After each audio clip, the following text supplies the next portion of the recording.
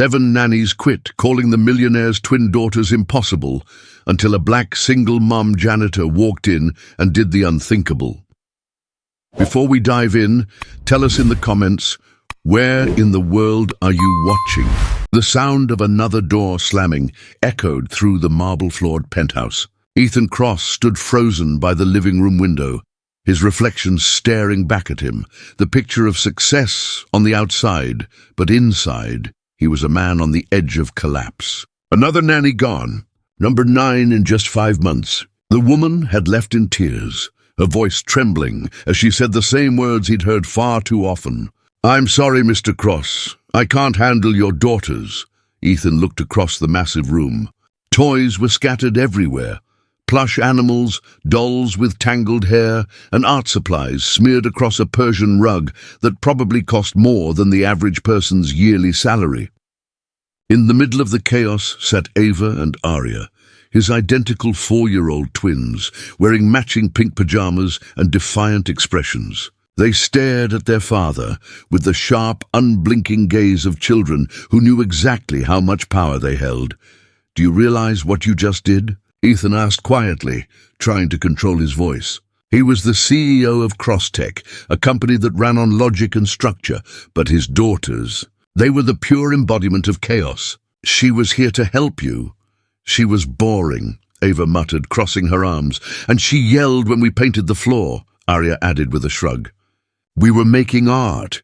Ethan closed his eyes and exhaled slowly. "It was permanent paint, sweetheart. You ruined the wood." Arya looked unimpressed. "It's prettier now." He rubbed the bridge of his nose. He could manage billion-dollar negotiations, predict market movements, and build a company from scratch. But 2 little girls had completely broken his system of control. And beneath the frustration lay something deeper, guilt. They weren't acting out just to be difficult. He knew it. He just didn't know how to fix it. Their mother, Celeste, had left when they were barely 2. She'd said she wanted a life of travel and peace, not sleepless nights, tantrums, and finger paint on designer walls. The divorce was quick and silent. She moved to Paris within weeks and hadn't looked back. Ethan had told himself the girls were better off without the constant arguments. But lately, as he watched them push every nanny away, he wondered if they blamed him for her leaving. After finally getting the twins into bed that night, Ethan collapsed onto the couch, staring blankly at the city lights below. The skyline glimmered like a promise. Wealth, order, success, everything he'd worked for. But all of it felt hollow. He could build empires, but he couldn't build peace in his own home. The next morning, a call from the nanny agency confirmed what he already expected. "Mr. Cross, we've exhausted our list," the director said delicately. "Your daughters are uniquely challenging.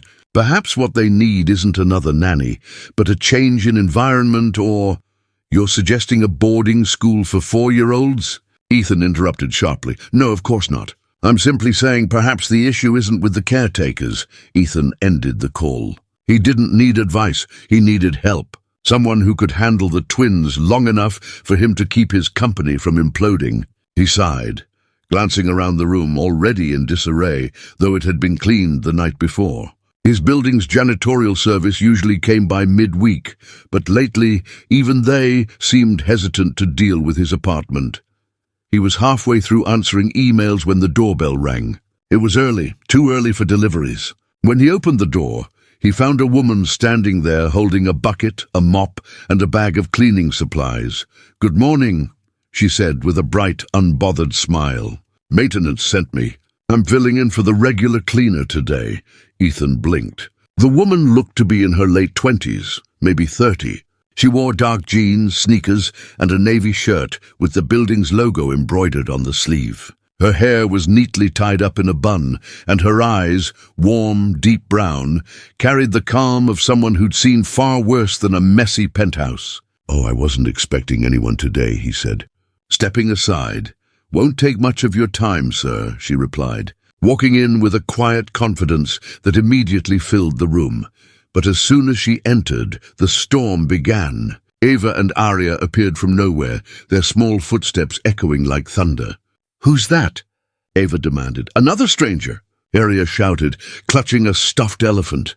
Before Ethan could intervene, the girls launched into one of their infamous meltdowns, screaming, throwing toys, and racing in circles as if to test the newcomer's patience. Ethan's face turned red. "I'm so sorry," he said quickly. "They're adjusting. Maybe you can come back later." But the woman didn't move. She didn't flinch, didn't scold, didn't even raise an eyebrow. Instead, she crouched down to the girl's level, placed her supplies gently on the floor, and started humming, soft and rhythmic. A tune that somehow cut through the noise. The twins stopped mid-yell. "That's a funny song," Ava said, frowning. The woman smiled. "It's called a work song. Helps me clean faster. Want to help me beat the clock?" Aria tilted her head suspiciously. "What do we get if we win?" The woman pretended to think. Victory pancakes. The imaginary kind, with extra syrup." For a moment silence filled the room. Then, as if by magic, both girls giggled and ran to grab their toys from the floor. Ethan watched, utterly stunned, as his daughters, who had terrorized professional nannies, began helping this stranger clean. Within 20 minutes, the living room was transformed. The toys were sorted, the rug vacuumed, and the twins were happily sitting on the floor showing the woman their drawings. Ethan cleared his throat. "You're very good with them." The woman looked up, smiling. "Thank you. Kids are kids. They just need someone to see them. Most people don't last 5 minutes in this house," he said, half in awe, half embarrassed. They can be a lot," she chuckled softly. "Oh, I've seen a lot. Name's Amara Johnson. Single mom of twin boys, so chaos. Kind of my specialty." Ethan blinked. "You have twins too?" "5-year-old, she said, her smile turning gentle. "They're with my mom today. I pick up extra shifts whenever I can. Keeps the lights on." Before Ethan could respond, Ava tugged at Amara's sleeve. "Can you stay for lunch?" Amara laughed. "I'd love to, but I've got more floors to clean, sweetheart." "But you made it fun," Arya said. Everyone else yells. Ethan saw it then, the raw truth behind their words. His daughters weren't trying to be cruel. They were trying to be heard. Every tantrum, every mess, every defiant act, all of it was their way of saying, "Please don't leave me too." Amara gathered her supplies. "They're wonderful girls," she said sincerely. "Spirited like my boys. Don't let anyone tell you that's a bad thing."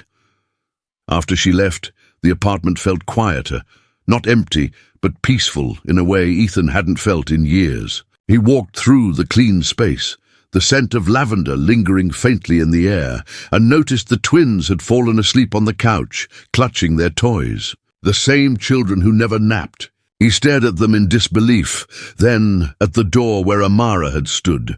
He couldn't shake the image, the way she'd handled chaos with grace, the way his daughters had trusted her instantly. She hadn't used tricks or threats. She'd just seen them. That night, Ethan couldn't focus on his work. Every time he tried, he saw Amara kneeling on the floor with the twins, humming that tune and smiling like she belonged there. He didn't even know why it bothered him. Maybe because for the first time, someone had succeeded where he had failed. At midnight, he picked up his phone, scrolling through his contacts until he reached the building's maintenance department. His thumb hovered for a moment before he pressed call. A groggy voice answered. "A building maintenance nightline. This is Ethan Cross in penthouse 47A, he said quickly. "Can you tell me the name of the cleaning company that filled in today?" There was a pause. "Yes, sir, that would be City Spark Services." "Want me to leave a note for them?" "No," Ethan said, his mind racing. "Just give me their number." When he hung up, he stared at the dark window once more. The city lights blinked like distant stars, cold and bright. He had no idea what he was doing, but for the first time in months, he felt something stirring, a small, fragile hope that maybe, just maybe, there was still a way to fix the mess his life had become, and it started with a janitor who hummed while she cleaned. The next morning, Ethan Cross did something he hadn't done in years. He drove his daughters to school himself. The city skyline glimmered against the glass of his luxury car, but for once, he wasn't thinking about deadlines or deals. His mind was caught on one image, that woman, the janitor with calm eyes, who had somehow quieted the storm his daughters carried inside them. He had barely slept. Every time he closed his eyes, he heard the soft hum of her voice, saw the way Ava's tiny hand had stilled on her toy when Amara smiled. It wasn't magic, he told himself. It was something rarer, understanding. By noon he had found her, not through his usual methods, not by hiring detectives or calling contacts. He simply went downstairs and asked the building manager, "Who's the woman from yesterday? The one who was cleaning my apartment?" The manager raised an eyebrow. "Amara Johnson. Single mom. Works double shifts. She's one of the good ones." Ethan memorized the name like it was an answer to a question he hadn't known how to ask. He waited by the service elevator that afternoon, the one executives never used. When the metal doors slid open, Amara stepped out, wiping her hands on her uniform, startled to see him standing there in a tailored suit that probably cost more than her annual rent. "Mr. Cross?" she said softly, unsure whether she should greet him or apologize for existing in his world. "I owe you a thank you," he said simply. "You did something yesterday no one else has been able to do." She tilted her head. "Just cleaned your apartment, sir." "No," he said. "You calmed my daughters." Her gaze softened. "They're just kids, Mr. Cross, lonely ones." Those words hit him harder than any boardroom insult ever could. They walked together to the lobby. The marble floors gleamed under the soft hum of jazz. He asked her questions about her work, her kids, her schedule, and she answered politely, her voice steady but cautious. She had learned long ago that kindness from the rich often came with strings attached. Finally, he said it. "I'd like to hire you." She stopped walking. "For cleaning?" "For my daughters." Amara blinked, taken aback. "Mr. Cross, I'm not a nanny." "I'm not trained," he interrupted gently. "I've had 9 trained nannies in 5 months. None of them reached my daughters." "You did, in 10 minutes?" She looked away. "I just treated them like people, not like problems." He smiled faintly. "Exactly," but she hesitated. She had 2 boys of her own, 5-year-old twins, Caleb and Carter, her entire world. They went to a public kindergarten while she worked, and at night she waited tables just to cover rent. She couldn't risk another unstable job, even for a man who seemed sincere. "I can't afford to lose what I have," she said finally. "Bring your boys," Ethan said without missing a beat. "You can live in, full salary, benefits, anything you need. The girls could use friends. You could use rest." Amara stared at him, unsure whether to laugh or cry. People didn't offer things like that. Not to women like her. Not without expecting something back. But Ethan's eyes held no pity, just exhaustion. And maybe a hint of hope. She agreed to 1 week. "Just a trial," she said firmly. "Deal," he said. And for the first time in a long time, he smiled, like a man who believed in something again. When Amara arrived 2 days later, her boys clinging shyly to her hands, the penthouse felt different. The twins, Ava and Aria, watched from the staircase, suspicious but curious. Caleb grinned and offered them a toy car. Carter held a cookie out like a peace treaty. Within minutes, laughter echoed through the marble halls. Ethan stood in the doorway, watching what looked like a miracle unfold. The girls were smiling, really smiling, as they built blanket forts and shared crayons with Amara's boys. Amara didn't hover. She let them play, settle their own tiny disagreements, make messes and clean them together. There was structure, but there was freedom too. That evening, as the sun melted behind the city skyline, Amara served sandwiches for dinner on the living room floor. No fancy plates, no long dining table. Just 4 children and the quiet comfort of belonging. When Ethan stepped in, tie loosened, he stopped at the sight. His daughters, who once refused to eat unless the food was perfect, were giggling with peanut butter on their cheeks. He turned to Amara, speechless. "How did you do that?" She shrugged. "Kids follow the energy around them. If you bring peace, they mirror peace. If you bring control, they mirror chaos." Her words sank deep into him. Over the next few days, he noticed small things. His daughters saying please, sharing. Sleeping through the night without calling for the mother who had left. Amara's presence was like sunlight through closed blinds, quiet but transforming. On the 5th day, Ethan's business partner Richard Hale dropped by. He was the kind of man who measured worth in stock charts and shoes. When he saw Amara helping the girls paint by the balcony, he smirked. "New nanny?" he asked. Ethan looked up from his laptop. "Caretaker. From the janitor's crew, right? That's unconventional." Ethan's jaw tightened. "It's working," Richard chuckled. "Don't let your emotions interfere with your image, Ethan. The board doesn't like unpredictability." Ethan met his gaze coolly. "Then the board can fire me. My daughters come first." For the first time in years, he said it and meant it. That night, after everyone had gone to bed, Ethan walked past the twins' room. He found Amara there, quietly fixing a blanket over Ava's shoulders. The girl murmured something in her sleep. "Don't go, Miss Amara." Ethan's throat tightened. Amara turned, catching his gaze in the dim light. "They don't need perfection, Mr. Cross," she said softly.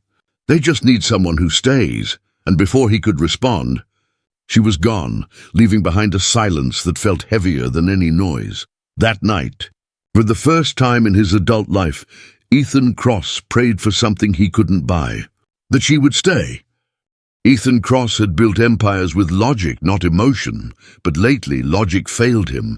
Every morning, he woke to the sound of laughter echoing down the marble halls of his penthouse. It wasn't the brittle giggle of spoiled children. It was real, bubbling, chaotic joy. The kind that made walls feel less like stone and more like home. He would stand in the hallway for a moment before walking in, listening. Sometimes it was the twins, Ava and Aria, playing restaurant with Amara's boys. Sometimes it was Amara's low voice reading them a story about a brave little bird who learned to fly even with broken wings.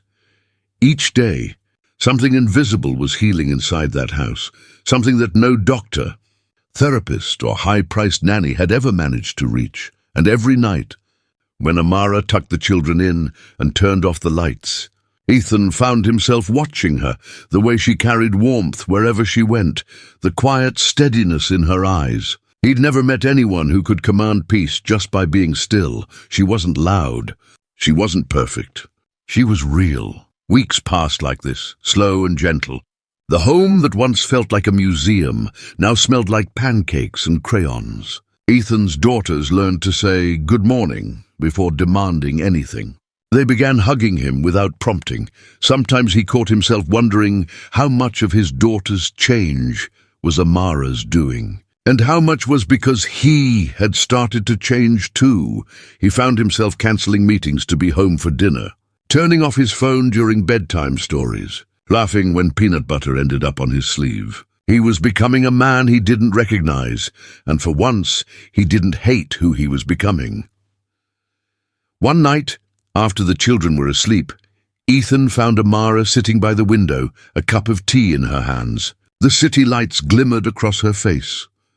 "You've done more for my girls than anyone ever has," he said quietly. Amara smiled faintly. "No, Mr. Cross, you did that. You started showing up." He looked at her for a long moment. "You make it sound simple." "It is simple," she said. "Just not easy." Her words stayed with him long after she left the room, but peace has a way of testing itself. A few days later, the storm arrived, dressed in designer heels and red lipstick, Celeste. She showed up unannounced, her perfume hitting the air before her voice did. "Ethan," she said smoothly, like her name still belonged in his mouth. "You've been ignoring my calls." He blinked at her, stunned. "You left, Celeste. You said this life wasn't for you." She gave a small, elegant shrug. "I said I needed time, and now I'm back." Before he could respond, the twins came running out of their room and froze. For a heartbeat, confusion clouded their eyes. Then came the uncertain whisper, "Mom?" Celeste crouched down, arms wide, as if nothing had happened. "My darlings," she said sweetly, drawing them close. "Mommy's home." Amara appeared at the top of the stairs, watching silently. She didn't say a word, just turned back toward the playroom, giving the family space. But the moment wasn't lost on Celeste. Her sharp eyes followed Amara with subtle disdain. Later that evening, when the twins were asleep, Celeste's words cut sharp and cold. "So that's her," she said, glancing toward the kitchen where Amara was cleaning up. "The help?" Ethan's voice hardened. That's Amara. She's been caring for our daughters. Celeste raised a brow. Caring or replacing me? She didn't replace you, he said evenly. You left a void. She filled it. Celeste laughed bitterly. A janitor filled it? You've truly lost your mind. Ethan's fists clenched, but he said nothing. He didn't have to. The truth already lived in his silence. Over the next few days, the tension was unbearable. Celeste tried to resume her role as mother, but the twins didn't respond to her polished affection. They wanted Amara. They wanted the warmth she brought, the stories, the laughter, the peace. Why won't they listen to me? Celeste snapped one afternoon, slamming her glass onto the counter. Because you're trying to be perfect, Amara said softly. She had walked in quietly, carrying folded laundry. And perfect is scary to kids. They just need real. Celeste turned to her, bristling. Excuse me? Amara's tone never rose. They just need someone who stays, Mrs. Cross, that's all. The room went silent. Celeste stared at her, stunned by the audacity. And something else. Jealousy, not of beauty or class, of presence. Amara turned and left before Celeste could respond, but her words lingered in the air like truth that couldn't be erased. That night, Ethan found Amara packing her small bag. What are you doing? He asked, his voice low, panicked. She's their mother, Amara said simply. I can't be the reason for another war in their lives. You think leaving will protect them? Ethan stepped closer, his chest tight. You're their calm, Amara, their anchor. She shook her head, tears brimming. They'll survive. Kids always do. I just don't want to be the storm that breaks them again. He wanted to tell her she wasn't the storm. She was the only thing keeping it away. But the words caught in his throat. Amara zipped her bag, turned and said softly, Take care of them. Ethan, you're better at it than you think. And then she was gone. The penthouse felt hollow again that night. The laughter had vanished, replaced by echoes of silence. The girls refused to eat. Even the light seemed dimmer. Ethan sat alone on the couch, staring at the walls she used to wipe clean every morning. The plants she watered, the little touches she left behind. Everywhere he looked, there was proof that she had existed and taken peace with her. In the quiet, he whispered to himself, You said they just need someone who stays. He stood, grabbed his car keys, and walked out into the night. He didn't know where she lived. He didn't know what he would say. But for the first time, he wasn't thinking about logic or image or fear. He was thinking about staying. Rain slid down the glass walls of the penthouse like tears the city refused to hide. The once lively home was silent again. No laughter, no crayons on the floor. No warm voice calling out, Dinner's ready. Kids! Ava and Arya sat huddled on the couch, their small eyes red from crying. Daddy, Ava whispered, her voice trembling. Is Miss Amara coming back? Ethan froze. Every fiber of his being wanted to lie, to promise them that she'd walk through the door any minute. But he couldn't, not after realizing how much truth mattered now. I don't know, he said softly, kneeling to meet their gaze. But I'm going to find her. He kissed their foreheads, stood, and walked toward the elevator. His reflection stared back at him from the mirrored walls, the same man who once thought power could fix everything. But now, the only thing he wanted was something power could never buy. The woman who had mended his family by simply being human. He found her 2 hours later. The little cafe on Fifth Avenue smelled of coffee and rain, a place where stories ended quietly. Amara was wiping down a table, her uniform damp at the edges, her curls tied back neatly. She looked up when the doorbell chimed and froze. Mr. Cross, she said, surprised. Ethan, he corrected gently. His voice carried something new, not command, not apology, but honesty.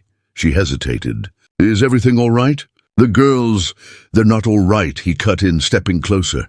They miss you. I miss you. Amara looked down, her fingers tightening around the rag in her hand. Ethan, don't. He stopped her with a look. Please just listen. The cafe was nearly empty. A soft jazz tune played from a dusty speaker. For a long moment, neither of them spoke. Then Ethan took a breath, as though every word was being carved out of him. When Celeste came back, I thought maybe it would fix things, that my girls would get the mother they needed. But I was wrong. You didn't just care for them, Amara. You healed them. You gave them back their childhood." She shook her head. "I didn't heal anyone. They just needed love." He smiled faintly. "Then that's what you are." "Love? The kind that doesn't demand anything in return." Tears shimmered in her eyes, but she turned away. "I'm not who you think I am, Ethan. I'm just a woman trying to survive. You have your world and I have mine." He took another step, lowering his voice. "You don't get it. You didn't need saving. You saved us." The silence that followed was thick enough to hold a heartbeat, and then, from behind the counter, a tiny giggle broke the tension. Caleb and Carter peeked from the kitchen doorway, their faces lighting up at the sight of him. "Mr. Ethan!" Carter ran over and hugged his leg. "Are Ava and Arya coming too?" Ethan crouched, ruffling his hair. "They wanted to, but it's late. They sent something, though." He reached into his coat pocket and handed Amara a small envelope, a child's drawing folded with care. Inside were 4 stick figures holding hands under a rainbow. Beneath it, written in crooked crayon letters, "We love Miss Amara and her boys." Her breath caught. Tears rolled down her cheeks silently as she traced the uneven lines with her thumb. "They drew that last night," Ethan said softly. "They said you make the world feel safe." She bit her lip, her voice trembling. "Ethan, he interrupted gently. "Don't say no. Not yet. Come back home. Not as help, not as an employee. Come back as family."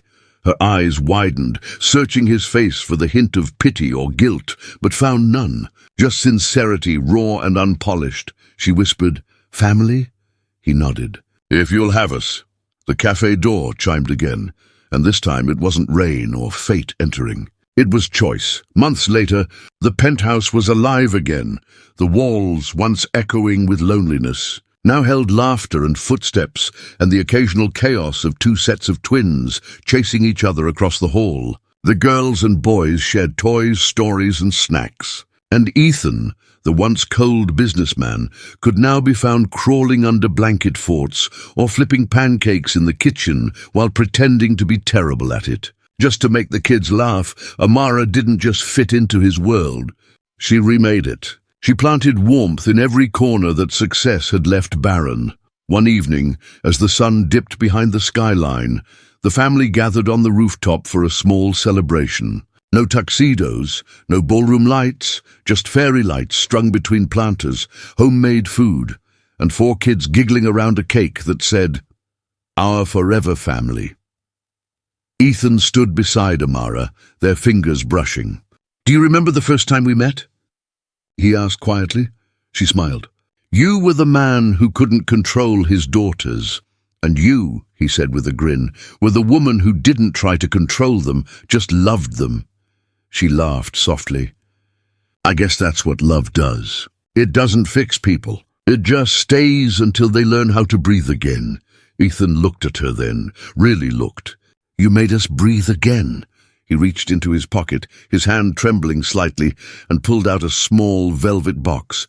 Inside was a simple gold ring. No diamonds, no excess, just meaning. Amara's eyes widened. "Ethan," he smiled, "I don't want perfection. I just want real. Stay with me. Not because the girls need you. Because I do." Her lips trembled, tears glistening as she nodded. "You already know my answer." The children erupted in cheers before he even slipped the ring on her finger. Caleb shouted, "Does that mean we're brothers and sisters now?" Ava grinned. "Forever." Amara laughed through her tears, gathering them all in one hug that felt like a promise carved into eternity. Ethan wrapped his arms around them, whispering against her hair, "Everyone said my daughters were impossible, but you proved they just needed someone who stayed." Years later, on a golden afternoon, the blended family sat at a park under a tree that had grown as tall as the life they built together. Ava rested her head on Amara's lap while drawing in her sketchbook. "Mom," she asked quietly, "were we really impossible once?" Amara smiled, brushing her daughter's hair aside. "No, sweetheart. You were just waiting for someone who saw you." Ethan looked at them from a few feet away, his heart full. The woman who had come into his life as a janitor had become his compass. The one who taught him that family isn't something you're born into. It's something you build. As the wind rustled through the leaves, he whispered to himself, "She did the impossible," and made it look like love. And in that moment, surrounded by laughter and sunlight, the world felt exactly as it should, real, imperfect, and beautifully whole.